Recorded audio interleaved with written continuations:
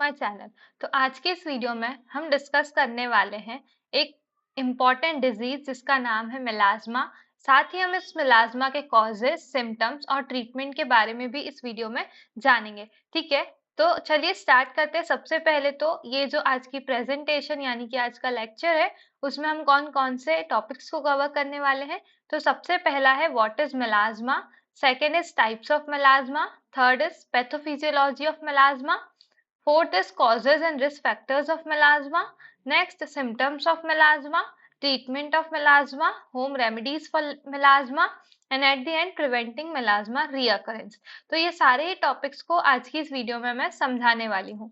ठीक है, तो चलिए स्टार्ट करते हैं सबसे पहले टॉपिक से, that is what is melasma. Melasma क्या होता है? आप में से बहुत सारों ने इसका नाम सुना भी होगा और बहुत सारों ने नहीं भी सुना होगा।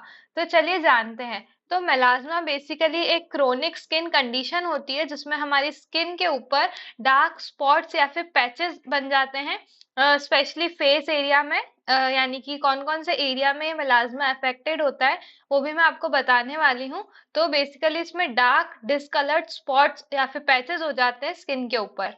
ठीक है, इसको हम परमानेंटली क्योर नहीं कर सकते। ठीक है, इसे सिर्फ ट्रीट या फिर मैनेज किया जा सकता है। ठीक है, तो कुछ इस तरह के हमारे डार्क पैचेस या फिर स्पॉट्स हो जाते हैं फेस के ऊपर। नेक्स्ट, ये ज्यादातर वुमेन्स में देखी जाती है ये डिजीज।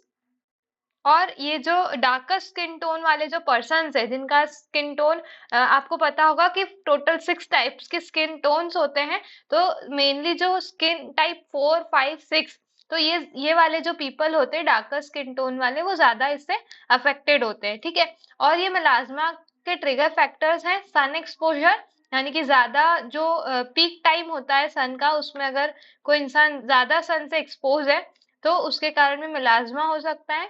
हार्मोनल चेंजेस के कारण हो सकता है और जेनेटिक्स के कारण भी मेलाज्मा हो सकता है। तो ये कुछ हमारे ट्रिगर फैक्टर्स थे मेलाज्मा के। और ये मतलब मोस्टली अपीयर होता है फेस के ऊपर। ठीक है, पर्टिकुलरली जो चीक वाला पोर्शन होता है, फोरहेड वाला पोर्शन होता है, अपर लिप्स वाला पोर्शन होता है और चिन वाला पोर्शन होता है, यहाँ पे मेलाज्मा के स्पॉट्स देखे जाते हैं। ठीक है, तो these are some depictions of melasma. तो इस तरह से यहाँ पे डार्क स्पॉट्स हो जाते हैं। यहाँ पे देख सकते हैं आप डार्क ब्राउन कलर के या फिर ब्लैकिश जो स्पॉट्स हो जाते हैं फेस के ऊपर ना। अब हम जानते हैं मेलाज्मा के पैथोफिजियोलॉजी को। उसके पहले हमको समझना होगा कि क्या स्ट्रक्चर होता है स्किन का। तो जैसा कि आपको पता होगा हमारा स्किन टोटल 3 लेयर से मिलके बना है। सबसे जो अंदर वाली लेयर है यानी कि जो इनर मोस्ट लेयर है उसे हम बोलते हैं सबक्यूटेनियस फैट या फिर इसको हाइपोडर्मिस कहा जाता है। फिर जो मिडिल लेयर होती है उसे डर्मिस कहा जाता है और जो ऊपर वाली लेयर होती है अपर मोस्ट लेयर उससे हम बोलते हैं एपिडर्मिस। ठीक है, तो सबसे पहले हम सब क्यूटेनियस फैट की अगर बात करें तो ये हमारी स्किन को स्ट्रक्चर प्रोवाइड करता है। जो डर्मिस है उसमें प्रेजेंट होते हैं sweat gland, sebaceous gland, collagen matrix. ठीक है, और सारी नर्व एंडिंग्स प्रेजेंट होती है डर्मिस के अंदर। फिर इसके ऊपर आता है एपिडर्मिस। एपिडर्मिस भी फर्दर 3 लेयर में डिवाइडेड है। सबसे ऊपर जैसा कि आप देख सकते हैं ये स्ट्रेटम कॉर्नियम है, जिसे हम डेड लेयर सेल बोलते हैं, यानी कि इसमें सारे डेड सेल्स होते हैं इसलिए इसको डेड सेल लेयर बोला जाता है। इसके बीच में होती है लाइव लेयर, ये जो आपको यहाँ पे दिखाई दे रही है स्किन कलर की, वो है लाइव लेयर। ठीक है, अब ये लाइव लेयर में क्या केराटिनोसाइट्स होते हैं। ठीक है, तो केराटिनोसाइट्स कहाँ से प्रोड्यूस होते हैं, यानी कि केराटिनोसाइट्स के अंदर केराटिन पिगमेंट होता है। ठीक है, फिर इसके नीचे जो आपको ये वाली लेयर दिखाई दे रही है ये है हमारी बेसल लेयर। अब सबसे इंपॉर्टेंट रोल होता है हमारा बेसल लेयर का। क्यों? क्योंकि बेसल लेयर में प्रेजेंट होते हैं ये मिलानोसाइट्स। ये जो आप अगर हम इसे जूम करके देखें तो ये मिलानोसाइट का कुछ इस तरह का स्ट्रक्चर होता है। तो मिलानोसाइट्स का क्या रोल है? मिलानोसाइट्स जो सेल्स होते हैं वो मिलानिन पिगमेंट को प्रोड्यूस करते हैं, यानी कि सिक्रीट करते हैं मिलानिन पिगमेंट। इन और कैसे करते हैं? जब टायरोसिनेज एंजाइम की प्रेजेंस में ये मिलानोसाइट को मतलब मिलानोसाइट्स टायरोसिन एंजाइम की प्रेजेंस में मिलानिन प्रोड्यूस करते हैं। अभी मिलानिन क्या होता है? मिलानिन बेसिकली एक हमारे नेचुरल पिगमेंट प्रोवाइड करता है हमारी स्किन को, यानी कि जो कलर हमारा जो कलर के लिए जो रिस्पॉन्सिबल होता है वो होता है मिलानिन। ठीक है, जिसमें मिलानिन का प्रोडक्शन ज्यादा होगा उनका स्किन टोन डार्कर होगा, और जिनमें मिलानिन का प्रोडक्शन कम होता है, मिनिमम होता है, उनका स्किन टोन लाइट होता है। ठीक है, तो ये जो मेलानोसाइट्स है ये मेलानिन बनाते हैं, जो कि नेचुरल पिगमेंट होता है हमारी स्किन का। ठीक है, जैसा कि आप इमेज में देख सकते हैं, यहाँ पे मेलानोसाइट्स बताए गए हैं। तो ये क्या होते हैं, ये डीपिगमेंट मतलब डिसपिगमेंटेशन या फिर डीपिगमेंटेशन, डिसकलरेशन, इन सभी चीजों के लिए मेलानिन रिस्पॉन्सिबल होते हैं, जो कि फिर मिलाज्मा कॉज करते हैं। ठीक है, तो ये जो हमारे एपिडर्मल सेल्स होते हैं ना, एपिडर्मल सेल्स बोल दो या फिर इनको केराटिनोसाइट्स बोल दो, तो ये इस तरह से अपर सरफेस की तरफ माइग्रेट होते रहते हैं और ये जो डेड स्किन, डेड सेल्स है, इनको रिप्लेस करते जाते हैं। ठीक है, तो ये इस तरह से मेलानिन का भी यहाँ पे ऊपर की तरफ फ्लो होता है, मेलानिन पिगमेंट का। ठीक है, अब इसके बाद अब हम जान लेते हैं कि एपिडर्मिस की दो लेयर्स होती है, जैसा कि मैंने आपको बताया। तो यहाँ पे जो बॉटम लेयर होती है उसे लाइव लेयर बोलते हैं, और जो अपर मोस्ट डेड लेयर होती है उसे हम स्ट्रेटम कॉर्नियम बोलते हैं, जैसा कि मैंने आपको बताया, है ना। Now the border between the live layer and the dermis beneath that wavy border, जो कि मैंने आपको बताया कि ये जो इस तरह की बॉर्डर होती है, वेवी बॉर्डर, इसे हम बेसल लेयर बोलते हैं। Epidermal cells that fills the epithelium are born on this layer। ठीक है, तो ये एपिडर्मिस जो है, एपिडर्मल सेल्स यहाँ से बॉर्न होना शुरू करते हैं, मतलब ये जो बेसल लेयर होती है ना, यहाँ से बॉर्न होना शुरू करते हैं और ऊपर की तरफ इस तरह से ट्रेवल करते हैं, सरफेस की तरफ जाते हैं वो। ठीक है, और डेड स्किन सेल्स को रिप्लेस करते जाते हैं। ठीक है, अब नाउ मेलानिन का पर्पस क्या होता है, तो ये जो मेलानिन है, या फिर हम बोल रहे हैं कि what does a melanin do for us, melanin हमारे लिए क्या करता है, तो ये हमें सन से प्रोटेक्ट करता है। ठीक है, यानी कि it provides protection from the sun. तो जैसा कि हमें पता है कि जो सन है उसकी अल्ट्रावायलेट रेज आती है। ठीक है, तो यूवीए और यूवीबी जिसे बोला जाता है, तो वो बहुत ही हार्मफुल होती है हमारी स्किन के लिए, यानी कि अगर वो अंदर तक पेनिट्रेट हो जाती है स्किन के डीपर टिश्यूज तक, तो वो हमें हार्म पहुंचाती है।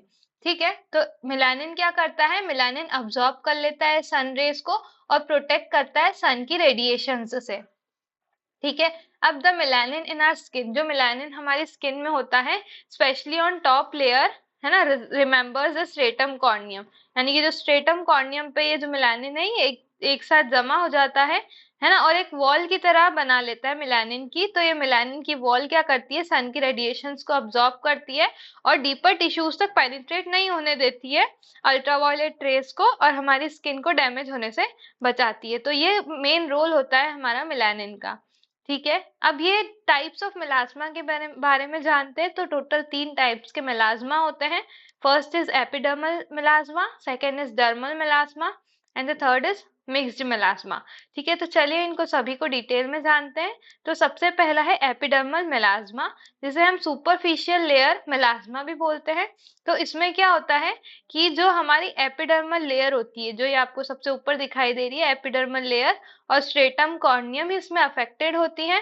ठीक है, लोकेशन आप देख सकते हैं, अपर लेयर ऑफ स्किन जिसे हम बोलते हैं एपिडर्मिस, तो यहाँ पे स्पॉट्स हमें दिखाई देते हैं, बेसिकली डार्क, यूजुअली यानी डार्क ब्राउन कलर के पैचेस हमें यहाँ पे दिखाई देते हैं, जिनकी वेल डिफाइंड बॉर्डर्स होती है।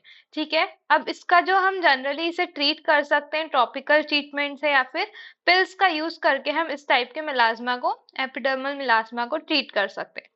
अब नेक्स्ट टाइप ऑफ मेलास्मा है डर्मल मेलास्मा, जिसे हम डीपर लेयर मेलास्मा बोलते हैं, क्योंकि इसमें जो एपिडर्मिस तो अफेक्ट होती है, उसी के साथ साथ डर्मल लेयर ज्यादा अफेक्ट होती है, यानी कि डर्मिस तक जब ये पैचेस पेनिट्रेट हो जाते हैं तो इसे डर्मल टाइप बोलते हैं। तो यहाँ पे डीपर लेयर तक पहुंच जाता है, इसके डार्क मतलब डार्क जो पैचेस है वो डीपर लेयर तक हो जाते हैं। इसमें लाइट ब्राउन या फिर ब्लूइश ग्रे कलर के पैचेस हमें दिखाई देते हैं, जिसके ब्लरी एजेस होते हैं। फिर इसके बाद इसे ट्रीट करने के लिए लॉन्ग टर्म मैनेजमेंट की जरूरत होती है और लंबे टाइम तक हमें मेडिकेशंस लेनी पड़ती है। फिर नेक्स्ट टाइप ऑफ मेलास्मा है मिक्स्ड मेलास्मा। ठीक है, तो ये इससे बोला जाता है combination of both type of melasma, यानी कि इसमें एपिडर्मिस भी अफेक्टेड होती है और डर्मिस भी अफेक्टेड होती है, इसीलिए इसको बोला जाता है कि कॉम्बिनेशन ऑफ मेलास्मा या फिर मिक्स्ड मेलास्मा। ठीक है, अब इसमें डार्क ब्राउन पैचेस भी होते हैं, साथ ही ब्लूइश ग्रे पैचेस भी होते हैं। ठीक है, और इसके लिए ये इसका जो ट्रीटमेंट का रिस्पॉन्स है वो मॉडरेट होता है, इस कारण से कॉम्बिनेशन ऑफ थेरेपीज से ही इस टाइप के मेलास्मा को ट्रीट किया जाता है, कॉम्बिनेशन मेलास्मा या फिर मिक्स्ड मेलास्मा को। Now next we will study causes and risk factors of melasma. तो सबसे पहला कॉज है मेलाज्मा का सन एक्सपोजर। जैसा कि मैंने आपको बताया, सन से एक्सपोज होने के कारण मेलाज्मा हो सकता है, क्योंकि जो सन की अल्ट्रावायलेट रेडिएशंस होती है वो प्राइमरी कॉज होती है मेलाज्मा के लिए। नेक्स्ट होता है हार्मोनल चेंजेस। तो जो हार्मोनल फ्लक्चुएशंस होते हैं फीमेल्स में प्रेगनेंसी के दौरान या फिर मेनोपॉज के दौरान या फिर बर्थ कंट्रोल यूज जो करती है फीमेल्स, वो उसके कारण भी ये मेलाज्मा ट्रिगर हो सकता है। नेक्स्ट कॉज है जेनेटिक्स। ठीक है, जेनेटिक्स यानी कि किसी की फैमिली हिस्ट्री में अगर किसी को मेलाज्मा हुआ है तो उन्हें भी चांसेस होते हैं मेलाज्मा डेवलप होने के। एंड द अदर फैक्टर्स भी होते हैं इसके, जैसे कि कुछ मेडिकेशंस के यूज करने के कारण हो सकता है। अगर कोई स्किन इरिटेशन हो रही है किसी चीज को यूज करने से, ठीक है, और जो कुछ कुछ लोगों को कॉस्मेटिक्स यूज करने से हो सकता है। ठीक है, अंडरलाइंग मेडिकल कंडीशंस में ऑल्सो कंट्रीब्यूट। ठीक है, तो ये सारे जो है कॉजेज या फिर रिस्क फैक्टर्स है मेलाज्मा के। अब ये जो कॉजेज और रिस्क फैक्टर्स हैं उनको डिटेल में पढ़ लेते हैं। ठीक है, तो सबसे पहला सन एक्सपोजर है। सन एक्सपोजर अल्ट्रावायलेट रेज से भी हो सकता है या फिर ब्लू लाइट से भी ये मेलाज्मा हो सकता है। ठीक है, तो यूवी रेज क्या करता है, मेलानोसाइट्स को स्टिमुलेट कर देता है, जो कि मेलानिन प्रोड्यूसिंग सेल्स है, जैसा कि मैंने आपको अभी समझाया। तो ये क्या करते हैं, एक्सेस अमाउंट ऑफ मेलानिन को प्रोड्यूस करने लगते हैं। ठीक है, क्योंकि मेलानोसाइट स्टिमुलेट हो जाते हैं यूवी रे से, जिसके कारण मेलाज्मा वर्सन हो सकता है। ठीक है, अब ये जो ब्लू लाइट जो हमारी स्क्रीन या फिर आर्टिफिशियल सोर्सेज से जो निकलती है वो भी पिगमेंटेशन कॉज करती है। ठीक है, नेक्स्ट हार्मोनल फ्लक्चुएशन। अब एक और बात मैं आपको इंटरेस्टिंग बता दूं कि जो मेलाज्मा है उसे मास्क ऑफ प्रेगनेंसी या फिर प्रेगनेंसी मास्क भी बोला जाता है। क्यों? क्योंकि जो प्रेगनेंसी के टाइम पे क्या होता है, ईस्ट्रोजन और प्रोजेस्टेरॉन लेवल बढ़ जाते हैं बॉडी में, तो उसके कारण मेलाज्मा ट्रिगर होता है। और जो प्रेगनेंसी के टाइम पे जो मेलाज्मा होता है उसे हम कोलाज्मा के नाम से जानते हैं। ठीक है, दूसरा इसका कारण है बर्थ कंट्रोल पिल्स, यानी कि जो ओरल कॉन्ट्रासेप्टिव्स का यूज करने से भी पिगमेंट प्रोडक्शन स्टिमुलेट हो सकता है। Next hormone replacement therapy. जो ईस्ट्रोजन थेरेपी जो यूज की जाती है पोस्ट मेनोपॉजल वुमेन्स में, वो भी मेलाज्मा को ट्रिगर कर सकती है। ठीक है, इसके बाद नेक्स्ट हमारा कॉज है जेनेटिक्स। अगर किसी की फैमिली हिस्ट्री में है मेलाज्मा किसी को, तो उसे भी चांसेस हो सकते हैं कि आगे भी वो मेलाज्मा ट्रांसफर हो जाए जेनेटिक लेवल पे।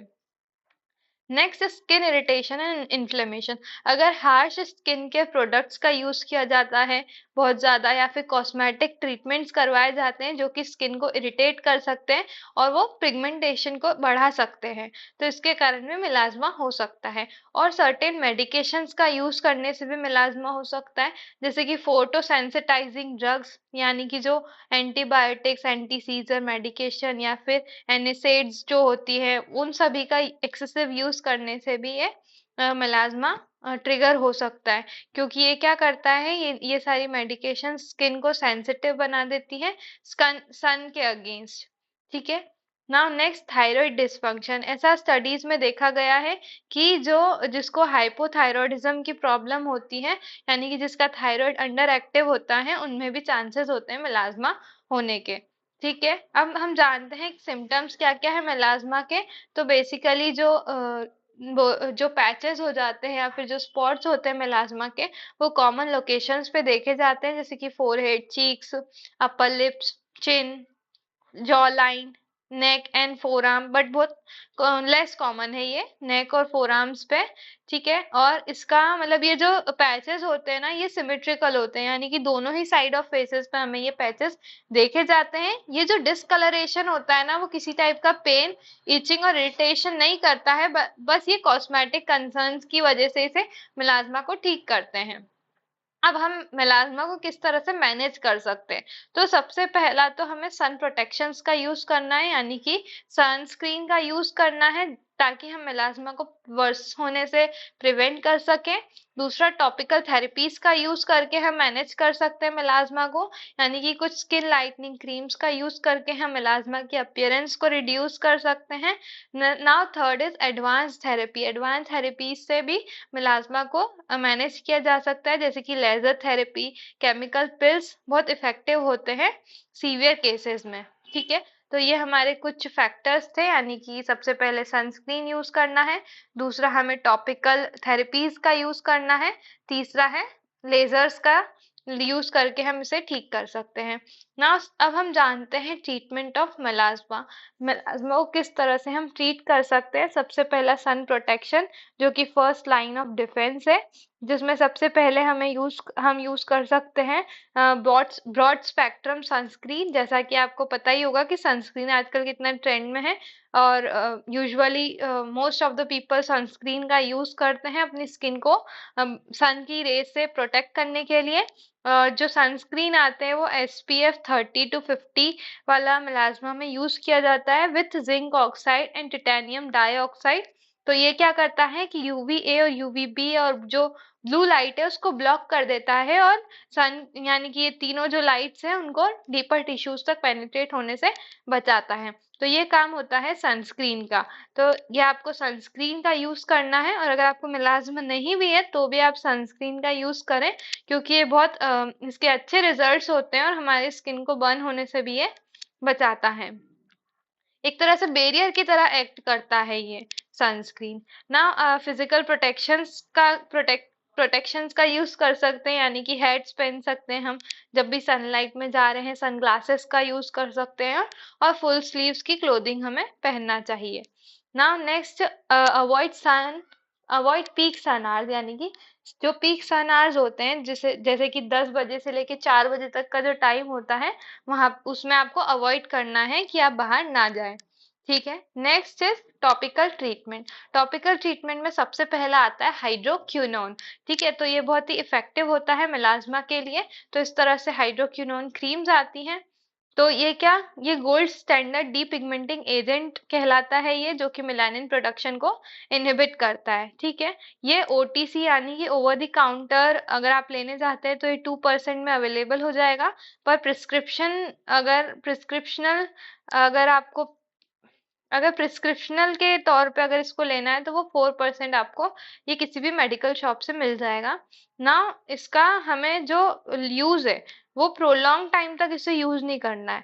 ठीक है, इसको अवॉइड करना है, और ज्यादा से ज्यादा 4 महीने तक इसका यूज करना है, और 4 से 6 महीने से ज्यादा इसे आपको कभी यूज ना करें, क्योंकि ये ओक्रोनोसिस भी कर सकता है। अब ओक्रोनोसिस एक ऐसी कंडीशन होती है जिसमें ये पैचेस ठीक होने की जगह और ज्यादा होने लग जाते हैं, और मिलाज्मा और ज्यादा वो हो सकता है, मतलब वर्स हो सकता है।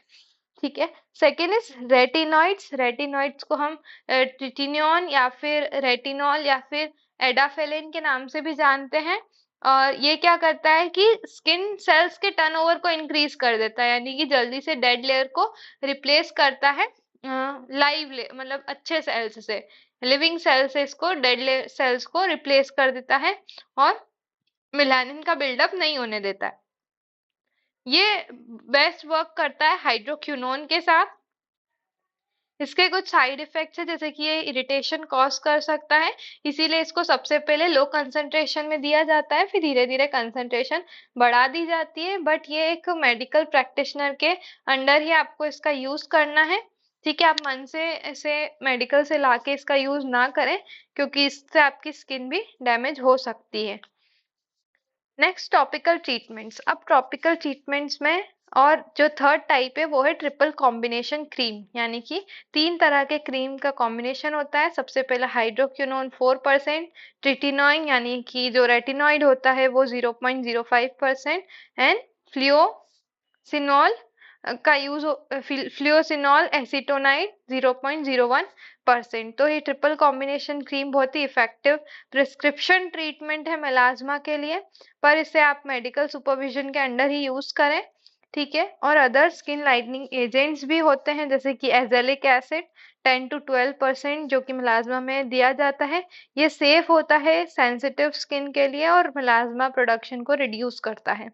Next kojic acid. Kojic acid जैसा कि आपने सुना भी होगा एड्स वगैरह में कि कोजिक एसिड क्या करता है, ये एक मेलानिन मतलब कि स्किन ब्राइटनिंग के लिए यूज किया जाता है बेसिकली।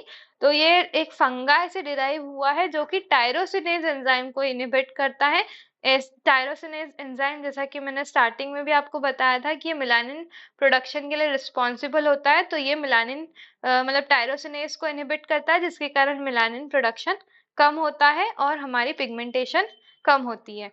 ठीक है, तो कोजिक एसिड के बाद आता है विटामिन सी, जिसे हम एस्कॉर्बिक एसिड बोलते हैं। तो विटामिन सी हमें बेसिकली जो सिट्रिक फ्रूट्स होते हैं उससे हमें मिलता है, जो कि एक पोटेंट एंटीऑक्सीडेंट की तरह एक्ट करता है, जो कि स्किन ब्राइटनिंग के लिए रिस्पॉन्सिबल होता है। नेक्स्ट इज नायासिनेमाइड, जिसे हम विटामिन बी3 बोलते हैं। ये रिड्यूस करता है इन्फ्लेमेशन को, मेलानिन ट्रांसफर को रोकता है। ठीक है, तो नायासिनेमाइड के भी आपने बहुत सारे एड्स देखे होंगे आजकल, सभी जगह niacinamide, vitamin C, kojic acids cosmetics products में देखे जाते हैं। जो हमारा स्किन केयर प्रोडक्ट्स होते हैं उनमें इन सभी चीज का यूज किया जाता है। ठीक है, नाउ सिस्टिनामाइड क्रीम का भी यूज करते हैं, जो कि एक न्यूअर डीपिगमेंटिंग एजेंट है, जो कि प्रॉमिसिंग रिजल्ट्स प्रोवाइड करता है। तो ये सारी बात हो गई हमारी ट्रीटमेंट की। और अब हम जानते हैं एडवांस ट्रीटमेंट में क्या क्या आते हैं। सबसे पहला है लेजर थेरेपी। ठीक है, लेजर थेरेपी जो है मेलानिन को टारगेट करती है और रिड्यूस करती है हाइपर पिगमेंटेशन को। केमिकल पिल्स का यूज कर सकते हैं, जो कि एक्सफोलिएट करते हैं टॉप लेयर ऑफ स्किन को और स्किन को ब्राइटन करते हैं। इंटेंस पल्स्ड लाइट का यूज करके स्पॉट्स को टारगेट किया जाता है और मेलानिन को ठीक किया जाता है, मतलब मेलास्मा को ठीक किया जाता है। तो लेजर में सबसे पहला आता है फ्रैक्शनल लेजर, जिसे हम फ्रेक्सेल या फिर CO2 या फिर इर्बियम यैग के नाम से जानते हैं। तो लेजर जो है वो टारगेट करता है पिगमेंट को विथ कंट्रोल्ड एनर्जी, यानी कि कंट्रोल्ड एनर्जी का यूज करके इसे ठीक किया जाता है। Q switched and picosecond lasers, जो कि ब्रेक डाउन करता है मेलानिन को। इंटेंस पल्स लाइट, यानी कि जो इंटेंस पल्स लाइट का यूज करते हैं मेलास्मा को इम्प्रूव करने के लिए, पर ये बहुत कॉशन के साथ इसे यूज करना पड़ता है, क्योंकि अगर लेजर अगर ठीक से नहीं किया गया तो इससे मेलास्मा वर्स हो सकता है, पिगमेंटेशन और भी ज्यादा बढ़ सकता है। फिर ये हमें स्टबर्न केसेस में ही यूज करना है, पर इसमें जब भी लेजर ट्रीटमेंट ये होते हैं तो हमें बिल्कुल सन से प्रोटेक्शन रखना है, यानी कि सन एक्सपोजर बिल्कुल नहीं होना चाहिए। फिर ओरल ट्रीटमेंट्स में और भी है, जैसे कि ट्रेनेक्सेमिक एसिड। ठीक है, ये कुछ टैबलेट्स आती हैं जो कि क्या इसे यूजुअली ब्लड क्लॉटिंग डिसऑर्डर्स के लिए यूज करते हैं, बट ये मिलाज्मा में भी इफेक्टिव देखी गई है। इसका लो डोज में इसे दिया जाता है, usually 250 to 500 mg per day, पर मेडिकल सुपरविजन के अंडर ही इसका यूज करना है। May cause mild side effect, इसके कुछ साइड इफेक्ट्स है जैसे कि नोजिया, मेंस्ट्रुअल इरेगुलरिटीज। ठीक है, तो ये इसके कुछ साइड इफेक्ट्स है। अब कुछ एंटीऑक्सीडेंट्स है, जैसे कि फाइलोपोडियम ल्यूकोटोमोनाज एक्सट्रैक्ट, जो कि एक नेचुरल ओरल सप्लीमेंट है, जो कि हमें यूवी डैमेज से प्रोटेक्ट करता है। नेक्स्ट ग्लूटाथायोन, ग्लूटाथायोन का भी आप में से बहुत कुछ लोगों ने सुना होगा नाम। ठीक है, जो कि एक स्किन ब्राइटनिंग प्रॉपर्टीज होती है ग्लूटाथायोन की। ठीक है, नेक्स्ट अब हम होम रेमेडीज क्या क्या कर सकते हैं मिलाज्मा के लिए। तो सबसे पहला एलोवेरा जेल का यूज कर सकते हैं, क्योंकि एलोवेरा में होता है एलोसीन, जो कि हमारे पिगमेंटेशन को लाइटन करता है, तो हम एलोवेरा का यूज कर सकते हैं। Next is Apple cider vinegar, इसमें एसिटिक एसिड होता है जो कि डार्क स्पॉट्स को फेड करता है। टर्मरिक और योगर्ट मास्क, जो कि एंटी इन्फ्लामेटरी और ब्राइटनिंग इफेक्ट प्रोड्यूस करता है। ठीक है, लिकराइज एक्सट्रैक्ट, जो मुलेठी का एक्सट्रैक्ट होता है, वो भी मेलानिन प्रोडक्शन को कम करता है। तो ये जो होम रेमेडीज है वो माइल्ड बेनिफिट्स ही प्रोवाइड करेगी, इफेक्टिव ट्रीटमेंट के लिए आपको मेडिकल ट्रीटमेंट लेना पड़ेगा। ठीक है, अब क्या प्रिवेंटिंग मिलाज्मा रिकरेंस, मिलाज्मा को होने से हम कैसे बचा सकते हैं। तो डेली हमें सनस्क्रीन एप्लीकेशन करना है, जिससे हम लॉन्ग टर्म कंट्रोल कर सकते हैं। हार्मोनल ट्रिगर्स को अवॉइड करना है। Non hormonal birth control options if necessary. ठीक है, and then use gentle skin care, gentle skin care का यूज करना है। हार्श एक्सफोलिएंट या फिर इरिटेंट प्रोडक्ट्स का यूज नहीं करना है ना। Continue maintenance therapy, maintenance therapy के लिए हम डीपिगमेंटिंग एजेंट जैसे कि विटामिन सी, नायासिनामाइड्स का रेगुलर यूज कर सकते हैं। ठीक है, तो आज यहीं हम इसे आज के लेक्चर्स को ख़त्म करते हैं। आई होप आपको मेलाज़्मा से रिलेटेड अब कुछ भी डाउट नहीं होगा। आपको आई होप ये आज की इस वीडियो से आपको हेल्प मिली होगी। तो अगर आपको आज की वीडियो अच्छी लगी तो जल्दी से लाइक कर दीजिए और चैनल को अभी तक सब्सक्राइब नहीं किया है तो सब्सक्राइब कर दीजिए ऐसी ही आने वाली इंटरेस्टिंग वीडियोज़ के लिए। Thank you.